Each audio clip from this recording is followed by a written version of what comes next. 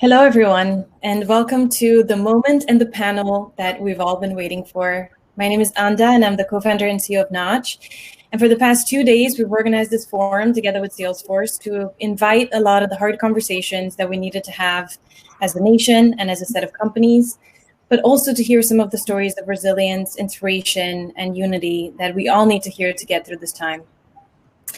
I wanted to jump straight into the panel today because we have some of the best minds and voices here with us to help us navigate through this time. Mark Benioff from Salesforce, the founder and CEO of Salesforce, Gwyneth, the founder and CEO of Goop, and Ambassador Susan Rice.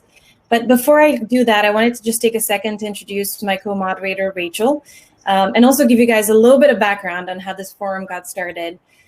So Rachel and I have become quite close over the years. That is largely due to the fact that there's almost no other female founders in enterprise software. So that was the forcing function. But it's also due to the fact that we're very different as leaders. And so we tend to call each other whenever times are tough to see how the other one thinks about the issues at hand. And so we called each other on March 8th and wanted to see if the other had any answers. And as you can imagine, we quickly realized that there was no playbook to what was going on around us. And strangely enough, we were quite energized by this. So Rachel and I decided to create a forum to bring together our industry, which is the advertising and marketing industry. But then that forum grew to include CEOs and entrepreneurs. We collected about 10,000 people over the course of 14 weeks, and we met almost every week. We talked about the COVID-19 pandemic and the ripple effect it's had over many different industries, including our own. We talked about the economic recession that followed right after and the growing unemployment numbers. With the murder of George Floyd, we talked about the systemic racism in the country and around the world. And then finally, more recently, Rachel and I started talking about the responsibility that leaders have to their companies and communities during this time to help us move forward. And so on that note, we wanted to bring this forum together today and to invite Mark Gwyneth and Ambassador Susan Rice to help us think through some of these issues. And so without further ado, I wanted to jump in and start with you, Mark. How are you? Where are you coming in from? I'm from my home. How about you? Where are you? I'm also in my home in Long Island. In the A coincidence. You're in your home, and so am I. I know, it's crazy. So first of all, thank you for being here. I know it means a lot to the CMO community to have your voice and your sponsorship in organizing this event. So thank you for that. You are you're an author, you're a philanthropist, you're an entrepreneur, you're a CEO. I think for a lot of us, and I know I speak for Rachel and myself, you're also a role model. You've always put corporate responsibility at the core of Salesforce from the inception of Salesforce. And I remember at the World Economic Forum this year, I read about you talking about stakeholder capitalism. And I thought it was a really interesting concept. So I wanted to start by asking you to share with us, what does that mean? And how has that statement that you made, which was that stakeholder capitalism has reached a tipping point, how has that statement changed in the last few weeks? Well, these have been so challenging times. I mean, I've never been through anything like this. I think, first of all, we're also outraged by these horrific murders that we have seen. George Floyd, Breonna Taylor. We've seen Ahmaud Arbery, Rayshard Brooks last week. I mean, it's just been horrific. The outrage that I have around this has been just my heart has been just hurting for everyone who's been suffering so much. First we had a pandemic, then we had an economic crisis. Now we have a social and justice crisis. We have a global leadership crisis.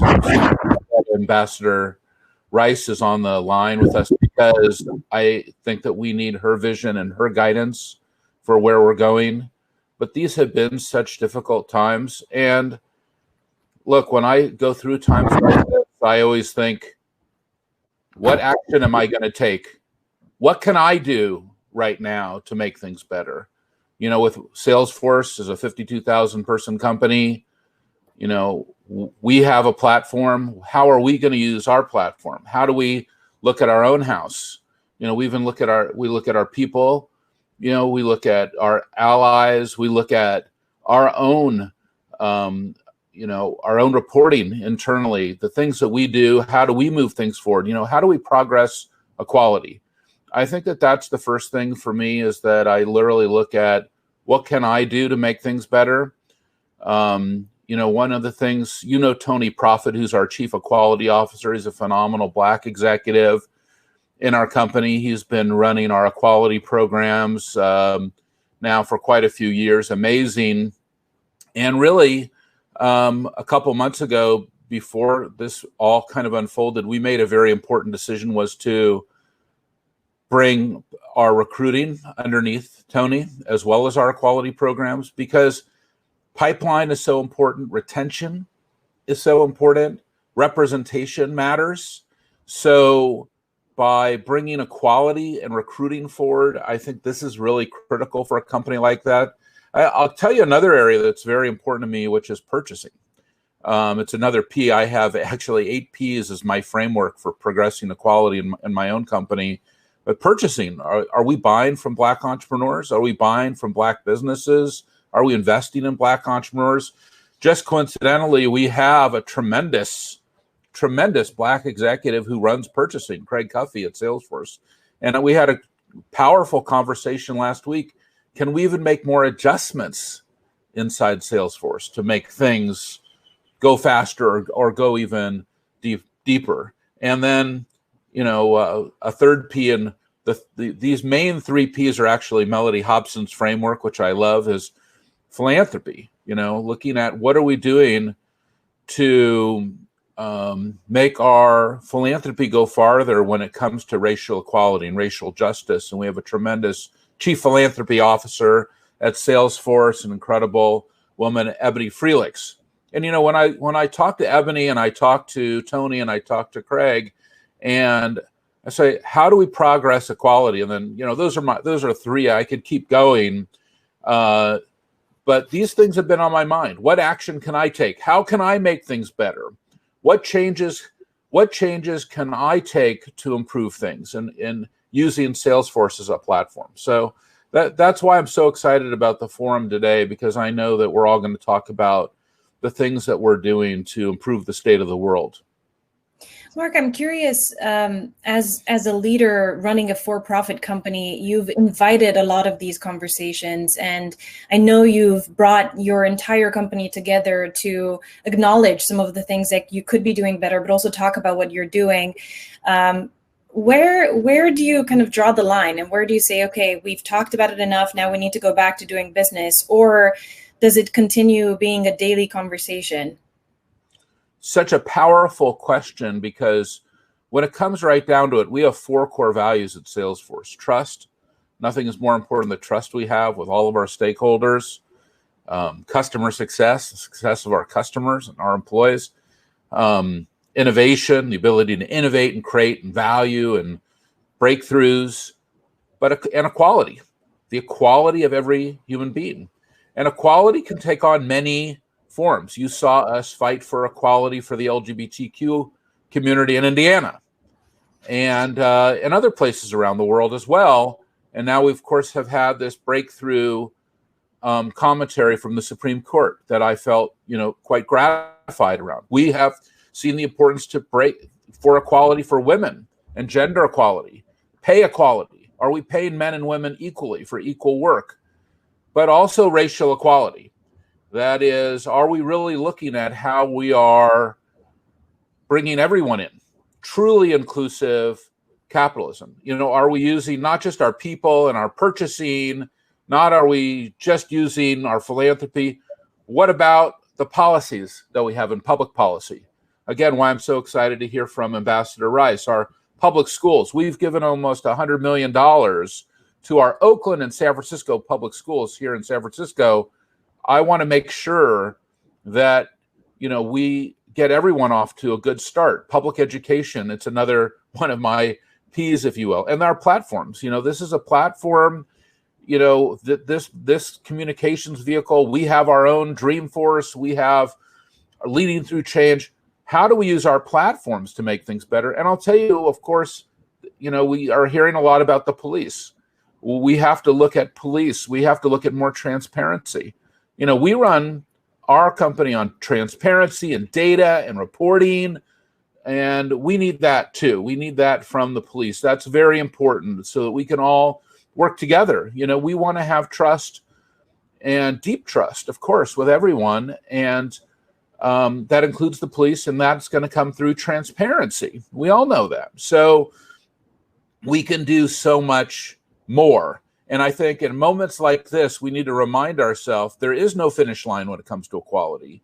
There's always another level. We can go farther, and we can take this opportunity to take more actions. And that's how I'm looking at it as a CEO of a company, and as groups that I'm part of, like the Business Council and the Business Roundtable.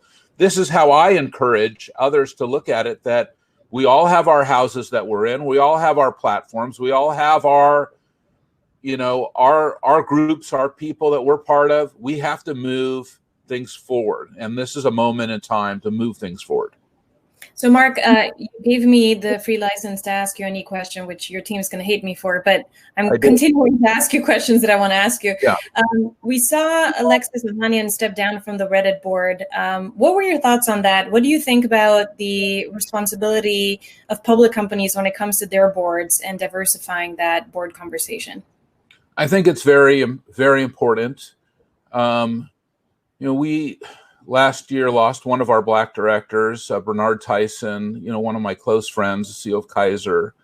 We have two other very important Black directors in our company, incredible people that we all know. Robin Washington, former CFO of Gilead, and also General Colin Powell, our Secretary of State, National Security Advisor, Chairman of the Joint Chiefs. And I think that every company needs to look at how many Black directors do they have? How many women directors do they have? When I look at a lot of startups, they'll come to me looking for investment, either personally, individually, or Salesforce. And I always go look at their Glassdoor ratings on their CEO. I want to understand their culture. I want to understand what their employees are saying. I go to their board.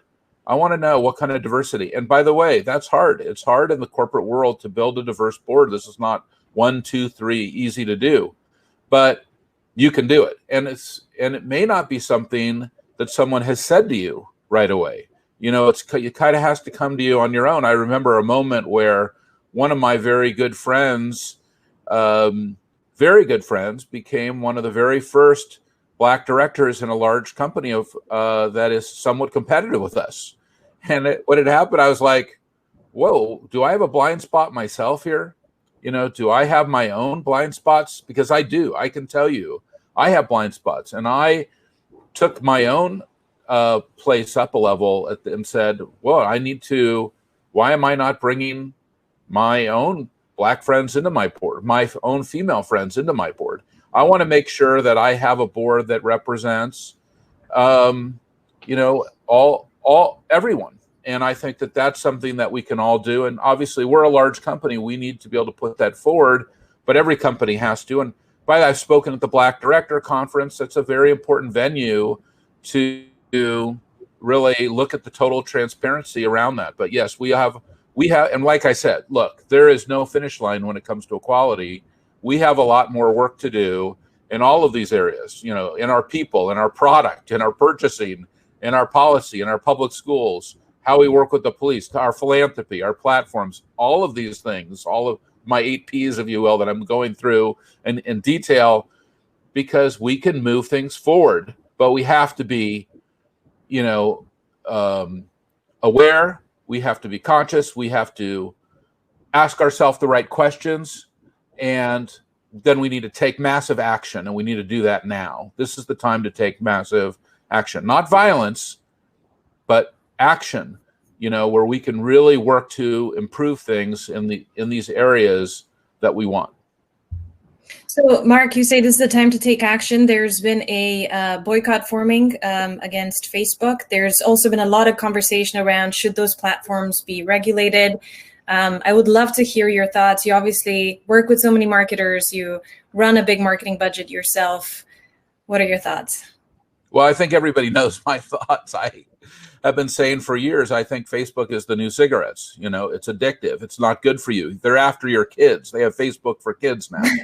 They are they should be regulated, that we need to look at all aspects of these regulations that protect them, and that our government needs to take this more seriously. But look, every company needs to also look at their values. What is your highest value? What is the most important thing to you as a CEO or even as a leader? If trust or truth is not your highest value, if you're not committed to trust and truth in today's world, then I don't know what you're committed to. I told you that our high values that we commit ourselves to internally and with our employees, our customers, all of our stakeholders: trust, customer success, innovation, equality. It's been true for years. But trust and truth. This is a moment where we are in a world where we need to move the world forward, and it has to be built on a platform of trust. And if we don't have that, and I think that the social media companies, Facebook, number one, we need to, can I trust what I'm looking at? Is it true?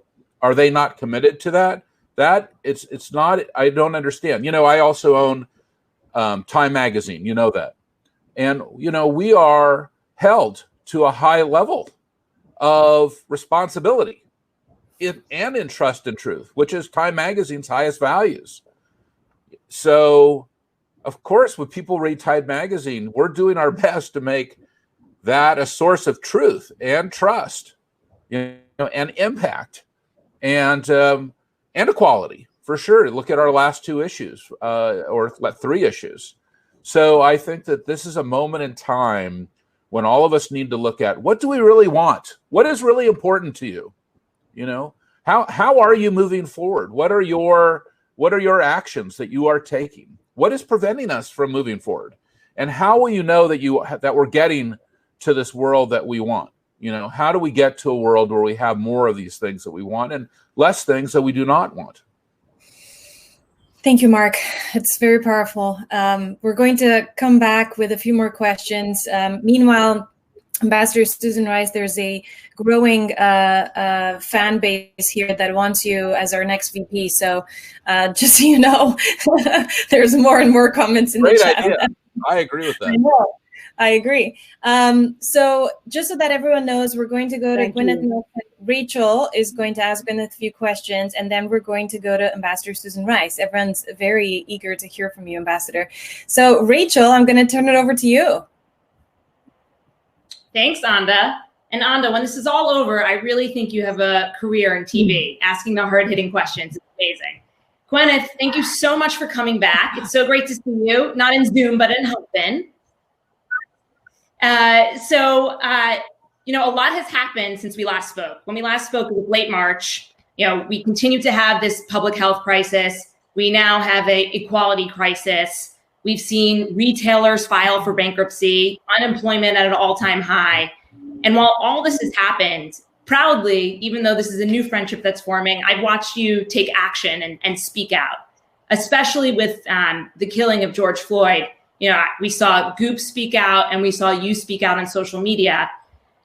I really want to pick your brain more as a founder and understand how you're approaching equality in the workplace. Well, I think I'll answer that in a couple different ways. I think, it was really important to me, both as a public person and as a founder of a platform, to do whatever I could to move Black Lives Matter from being a political statement to being in the mainstream and being just table stakes for being a human being. And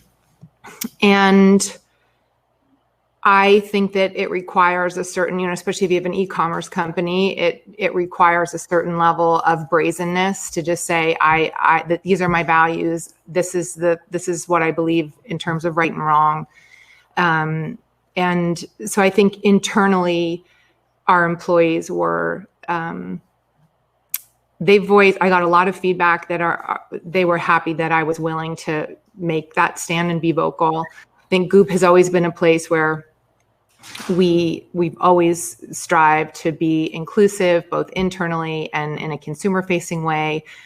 I think we were a lot smaller than Salesforce, but we are a pretty diverse company. I think what was really clear to me is we don't have enough people of color at the leadership level, which, to your point earlier, it's critical in terms of understanding culture and customer and psychographics. And what's been amazing for me really is the dismantling of my consciousness and earlier perspective around where I thought we were as a culture and what this has actually opened my eyes to. And as painful and heart-wrenching and sleepless and scared as this time has made all of us, I think I'm so grateful for it, because if people who already consider themselves progressive and open-minded are being shocked awake to this magnitude, I think it's ultimately a beautiful thing. And this level of discomfort is going to propel us all to start making choices that will really have lasting impacts. Mm-hmm. Mm-hmm. You talked about how your culture might be here today and there's somewhere else that you want to be. Mm-hmm. Is there what's the true north in terms of culture? I mean, I think that, it's really about coming from a place of inclusiveness to the point that genuinely everybody's perspective is taken into account and brought into the conversation and to the way that a business functions and operates.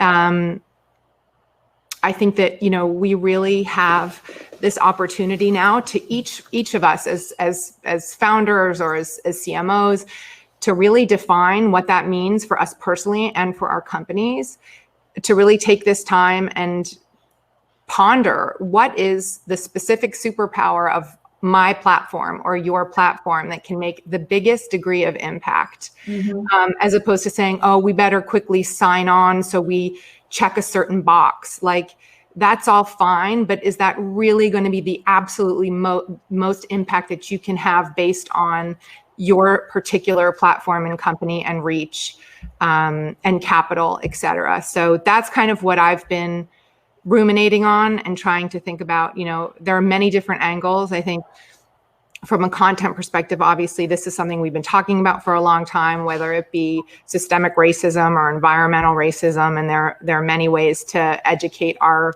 reader.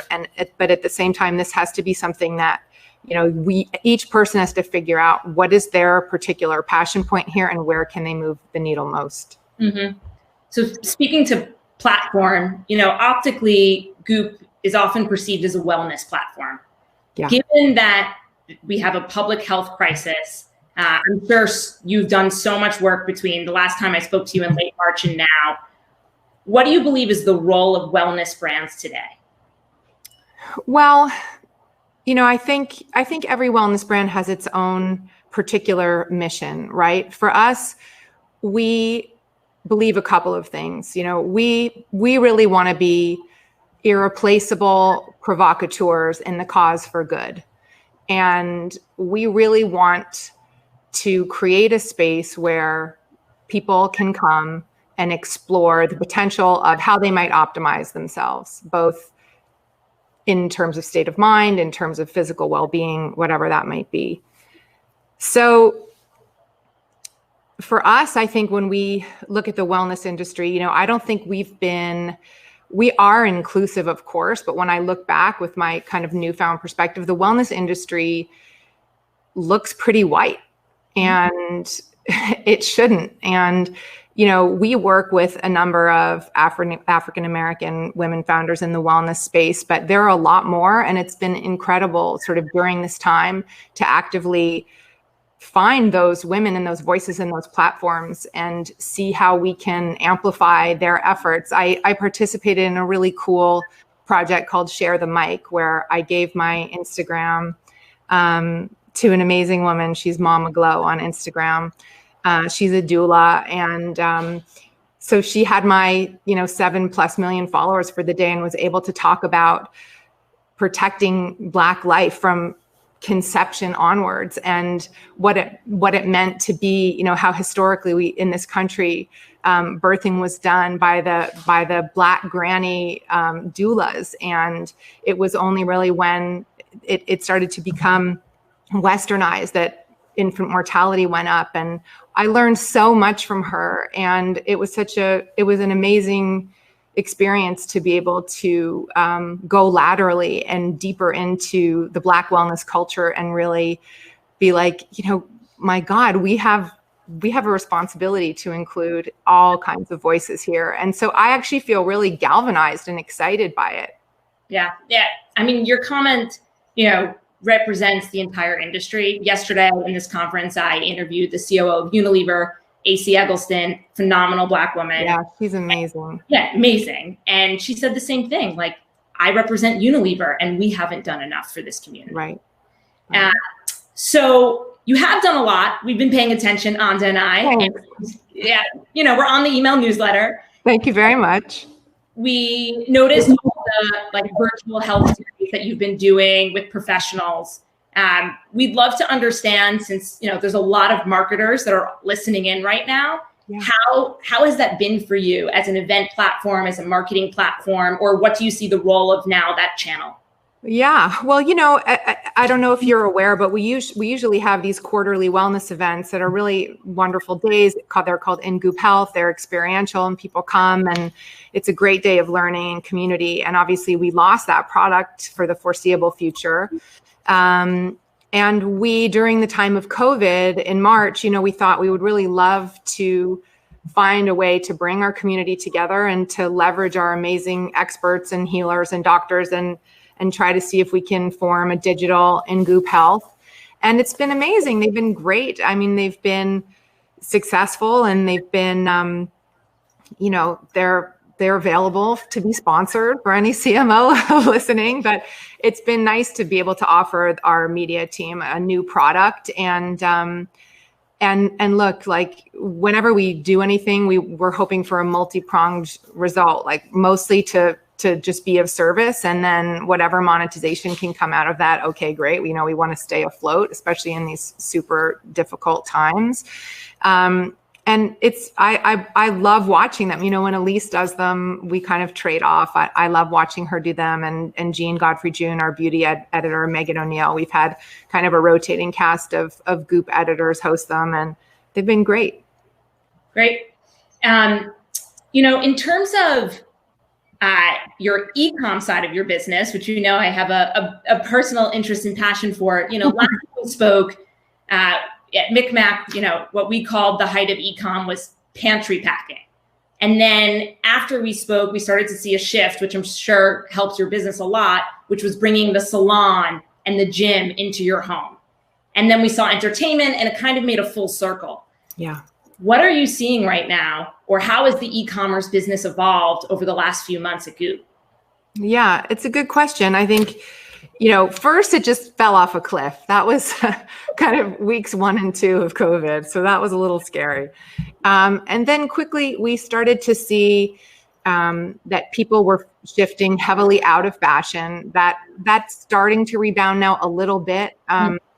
With more sort of trend-proof pieces and lower price point pieces, but earlier on, anything to do with immunity, vitamin C, that was kind of the first wave, and then people really moved into home. I think, like all of us, we were home all the time, and we were looking around, thinking like, "Gosh, I have this broken mug. I need a new mug," or "Gosh, I'd really like something to make my house feel a little bit more lively, like I'm stuck here."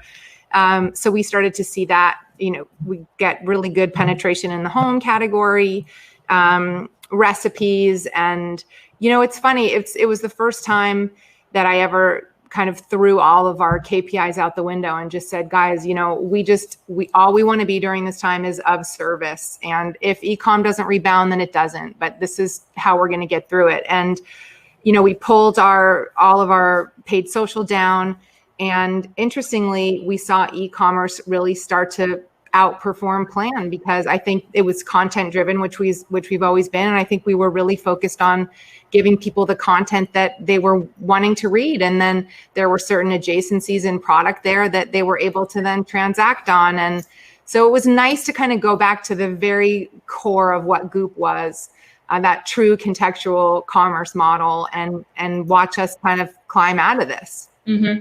You know, you've repeatedly today said the words at the service, at your service. And going back to Mark, where he said that, you know, number one value for them is trust. Is Goop service, or how do you define the brand's values? Yeah, I think at our core, we want to be of service. We want to connect people to great things. We want to offer them ways to be able to express themselves or ask questions in a shame-free way. Sometimes, you know, there's something to buy and sometimes there's not. You know, a lot of people come and read and that's amazing. And we love everybody who comes to the site. And really at its core, that's who we are. Got it. Well, Gwyneth, thank you so much for sharing. I know, of course, turning it over to Anda. Gwyneth, thank you so much for being so genuine and human in your answers. It's always nice to see. And every time you talk about the power of content, I do a little happy dance because I truly believe that's the next revolution. Okay, Ambassador Susan Rice, everyone's been waiting for you to jump in. Welcome. Thank you for being here. It's an honor to have you. Thank you so much for having me. It's great to be with you all. My first question is borrowing from your experience as the former U.S. National Security Advisor. I'm assuming you've led a national response to a pandemic before. So from your perspective, where do you see the successes and failures of governments dealing with COVID-19 across the globe? Well, it makes me sad to say, but it's obvious. The United States has screwed this up royally and from start to finish. And we're far from finish. Going back to the beginning, when we were first warned in early January of novel coronavirus in China, we should have had the wherewithal to recognize, out of experience, going back to the Bush administration and all through the Obama administration, where we had dealt with H1N1 flu, Ebola, Zika, H1N1 flu. We knew these things were coming, and we didn't know exactly when, but we knew what the signs looked like. And from the very outset, we didn't take the steps that we needed to take to get ahead of this, putting in place the testing capacity, purchasing and surging our supplies of personal protective equipment and ventilators, recognizing that, you know, shutting down the borders haphazardly was not going to keep a virus of this sort out of the United States and prevent community spread. It was going to require much more than that. And we essentially wasted the months of January and February into March. And then when it became necessary because of the extent of community spread to do a shutdown, we did it very haphazardly without common unified guidance, leaving every state and locality to fend for itself on the rules, on the terms, but also on acquiring the critical equipment that our healthcare providers needed to serve our citizens. And as a consequence, it's been chaos. And then just as the lockdown restrictions were imposed haphazardly, they've been relieved haphazardly. And now if you look at the graph of where we are, rather than having peaked and come down like every other major country in the world, we have alternatively come right back up, and our infections are now higher than they were, and with no end in sight, with all the economic fallout and security implications that it has. So our leadership has failed. We haven't told the truth. We haven't relied on science. We haven't modeled best practices from the top, whether it's wearing masks or not, you know, engaging in mass rallies. All of that has been a profound failure. And then you contrast that with countries like Germany and South Korea and New Zealand, which have had sober, science-based, fact-based leadership that have persuaded the population to take the steps that they needed to take as a matter of national necessity, have fomented national unity rather than divisions, and they performed much better than we have. So it's very sad, and it's devastating in terms of lives lost and the economic consequences of our failures. Ambassador Rice, on top of everything that you just outlined, you know, we're also seeing protests around the world in support of Black Lives Matters. You know, we have thousands of business leaders tuning in right now, and we'd love to hear from you, your perspective on how you believe organizations within the business landscape can address racial injustices that might be happening within their company or their greater community? Well, first of all, I want to commend Mark and Gwyneth for their perspective and their leadership, and all that they said I would underscore and endorse. But let me add a couple things. Whenever anything matters to a business, they set very concrete, transparent goals, objectives. They put in place strategies to achieve those objectives. They measure themselves against whether they have achieved their objectives. And then they hold leaders accountable. That's what we need to do when it comes to issues of race and social justice. And, we can't have diversity and inclusion siloed or being viewed as some kind of social responsibility or as important but not central to everything that is done. Companies need, in my judgment, to decide, what are we trying to achieve? Be extremely specific about it. And then unless and until you are measuring it, just like you're measuring your P&L, and unless and until your compensation for your senior leadership is tied at least in part to their meeting their objectives on this scale, just as there are on other key scales, then we're not serious. And we're long past the time where we can have nice statements and marketing campaigns and, feel-good advertisements. If we're serious, we've got to be accountable and measured. Now, another thing I wanted to share, and this, I don't mean this to be self-serving. I wouldn't share it if I didn't believe it was really important. But there was an article that appeared in the Atlantic magazine on Sunday called "The Difference Between First-Degree Racism and Third-Degree Racism."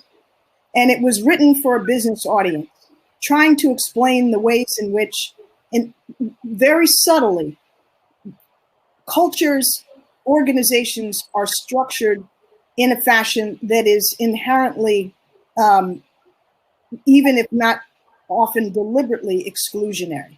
First-degree racism is going out and calling someone the N-word or shooting them in the back as they're walking away. Third-degree racism is not understanding how a culture and a system and an organization fails to support and promote and enable people of color, women, LGBTQ people, and enable them to advance.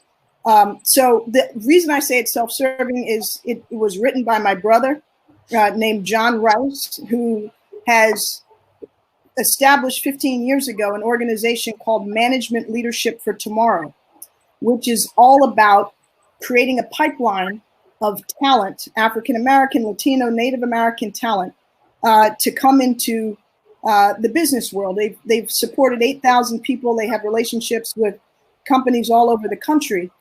But what they get is that it's not enough to get smart people, the degrees and the qualifications and the jobs that they need. Once they get into these jobs, they have to be in an environment where there's a genuine interest in their success. And there's a consciousness about the subtle ways that their success is likely to be diminished. So I would commend to all of you who might be interested in this article about the difference between first and third degree racism, because I think you'll find in it some eye-opening revelations that may surprise you about ways you might have overlooked this challenge.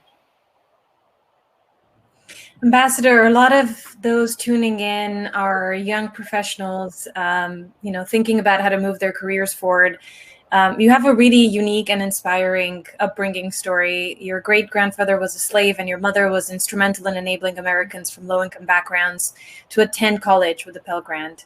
Tell us a little bit about how your upbringing has impacted your desire to be a part of public policy. Well, I was blessed to be born and raised in Washington, D.C., born in the mid-'60s, to parents who came from struggle, but ended up being quite successful professionals in their own right. My father, who was the grandson of a slave, I'm the great-granddaughter of a slave, my great-grandfather, by the way, once he was emancipated, fought in the Union Army, got an education, went to college, believe it or not, got a degree in divinity, and founded a school in New Jersey in the 1880s called the Bordentown School that lasted until the 1950s and trained generations of African Americans in college preparatory skills, but also in vocational and technical skills. Then along comes my dad, who's a Tuskegee Airman, a PhD in economics at Berkeley, and ultimately a governor of the Federal Reserve. But he was born in segregated South Carolina in the heart of lynching at the height of Jim Crow. And, he was seared by racism. When he left Berkeley in 1955 with a PhD, he couldn't get a job on the West Coast in the private sector or in government. He ended up getting a job at Cornell University as an assistant professor of economics because nobody told them that he was Black until he showed up. My mom, on the other hand, was the daughter of immigrants from Jamaica who came from Jamaica to Portland, Maine in 1912. They had no education. My grandfather was a janitor. My grandmother was a maid. And they, like so many immigrant families, saved and scraped and prioritized education, sent all 5 of their kids to college. They went on to become doctors and university presidents. And my mom, who spent most of her career in higher education policy, trying to make college affordable and accessible to low-income Americans. And then at the end of her career, went into the corporate world and ended up serving on 11 publicly traded corporate boards. Their whole focus was on education and expanding opportunity, making the theory of equality as real as it could possibly be in practice.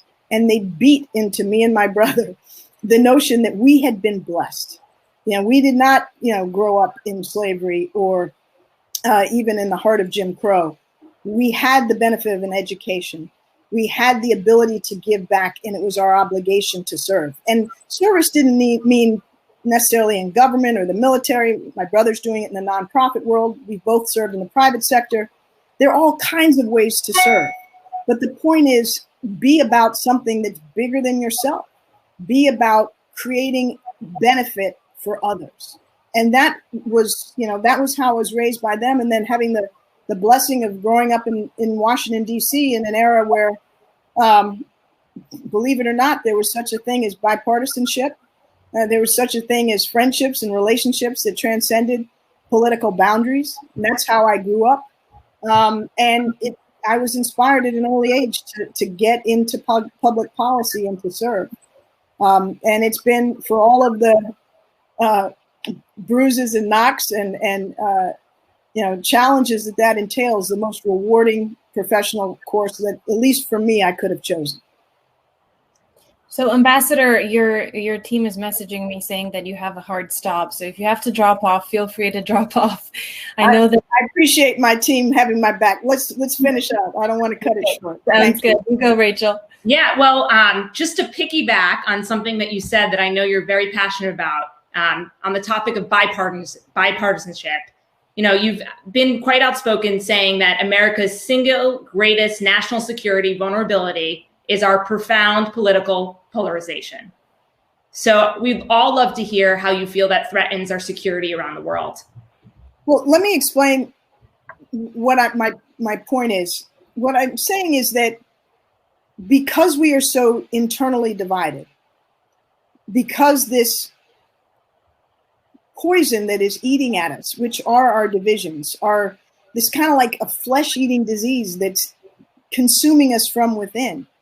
We're vulnerable in 2 fundamental respects. One, we're unable to get important stuff done that needs to be done for the American people, whether it's investing in infrastructure, dealing, just this week on an effective basis with a Justice and Policing Act to respond meaningfully to what we have seen repeatedly happen to people of color in this country, or whether it's to step up again and pass the kind of legislation that would protect and benefit people who are suffering so much in the age of COVID from a health perspective and from an economic perspective. We're stuck, and we're stuck on issues large and small, and that is undermining our leadership, our credibility, even the example of our democracy. But the other way that it's killing us is because our adversaries have figured out that our weaknesses, our divisions, are our Achilles heel. And whether it's the Russians, starting in the election in 2016 and continuing every day since, or other adversaries. They understand that they can weaken us, if not defeat us, without ever firing a bullet if they can pit us against each other. And so every day on social media, whether it's about race or immigration or gay rights or guns, they're stoking fear, hate, resentment, and antipathy between Americans on the most hot button issues. And, they want nothing more than to see us, implode from within. And we have created the opening through our divisions to enable them to pour poison and salt into those wounds and just make them spread. So that's why I say it's our greatest national security vulnerability, not to mention the fact that, we look utterly feckless and incompetent on the global stage, whether we're talking about COVID or, race relations or you name it. So that is the fundamental the reason why I say it's our greatest vulnerability, and we've got to work to fix it. And it's not just a matter of change at the ballot box and leaders who care about unifying rather than dividing us, even though that's absolutely essential. It's also about looking at our political system and the way it is structured, which rewards the extremes and penalizes cooperation. So whether we're talking about gerrymandered districts, or campaign finance and the fact that dark money pervades our system, or a primary structure that makes it every elected official worried about a challenger from the far right or the far left. We're not structured to broker common ground and to find ways to compromise. So we've got to change leadership, in my judgment, so that we prioritize leadership that wants to build us together and unite us rather than use division as a political weapon. But we also have to address these in profoundly structural and fundamentally systemic ways. Ambassador, thank you so much for that. I have a couple of more questions. If you need to drop off, feel free. We will not be offended. The next question I really want all of you to answer, Ambassador, if possible. In particular, Mark and Gwyneth, you're both employers.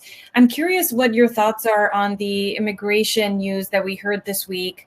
And, obviously with growing unemployment numbers, to some extent that is being used as a logic. For me personally, I came into the country on one of those visas that is currently banned, and I employ a lot of Americans. It's been a very personally sad week for me, but I'm curious, how are you thinking about immigration and how that intertwines with the topic of diversity? Mark, let's start with you. Oh, I think you're on mute. It's a classic. Anda, you said it best. You're here because of a ability to come to this country. My great-grandfather, Isaac Benioff, came to this country from Kiev in the late 1800s. And all of our families can see how we came to this country through a visa, through permission, through some kind of vehicle to get here to experience the great American dream, the ability to create great things for our country, but also for others, for ourselves. And when we restrict that ability, we restrict the ability to improve the world. So this is very much kind of who we are.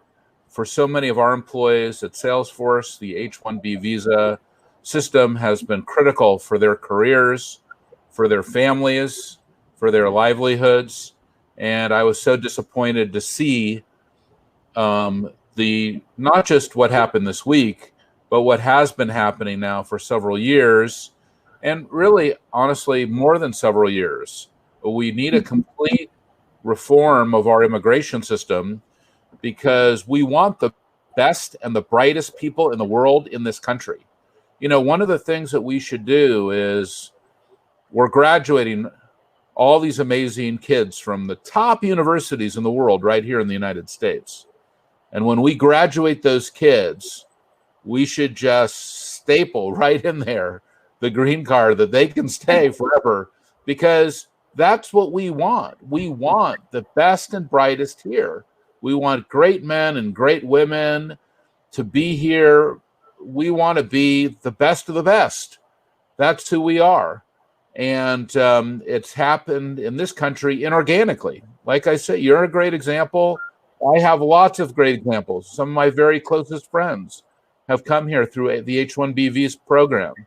You know, I think that if there was an H-1B alumni program, the people on that program, it would blow your mind, the value that they provided to our country and to our world.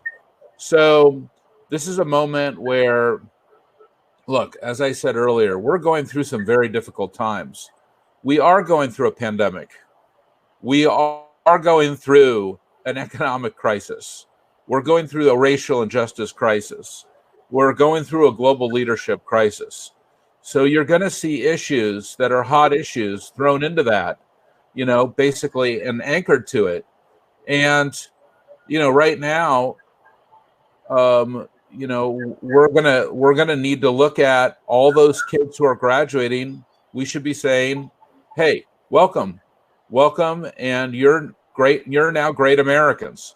But we should not be putting them on airplanes, sending them back to their home countries. I think it's a huge mistake. I love that. Thank you, Mark. That was beautiful. I really don't have much more to add to that. I guess I would just say that, just to reiterate a part of what Mark said, which is that we are founded on immigration and inclusion. That is a founding principle of this country. That is a core value of who we are supposed to be. And if you apply it to the business world, or, you know, and you see what happens when a corporation starts to stray really far from its founding values, they usually collapse. They lose affinity and loyalty. And so I think that's also one of the levers of this cause of division that we're being exploited on. It's like we are found, everybody here is an immigrant. And that is I think it's one of our most beautiful tenets of America. So obviously it makes me very sad as well. Well, thank you. Ambassador Rice, Mark, Gwyneth, I know we're running over. I really appreciate you spending this time with us. It means so much to everyone. I don't know if you've been seeing the chats, but they've been going crazy. Really appreciate your advice and guidance. It's given me a lot of hope as a leader. And thank you again for spending the time with us. Thank you, Rachel, for helping co-moderate this. Of course. Thank you for having us. You guys are the best. Appreciate it. Thank you. Take care. Stay healthy, everybody. Congratulations. Thanks.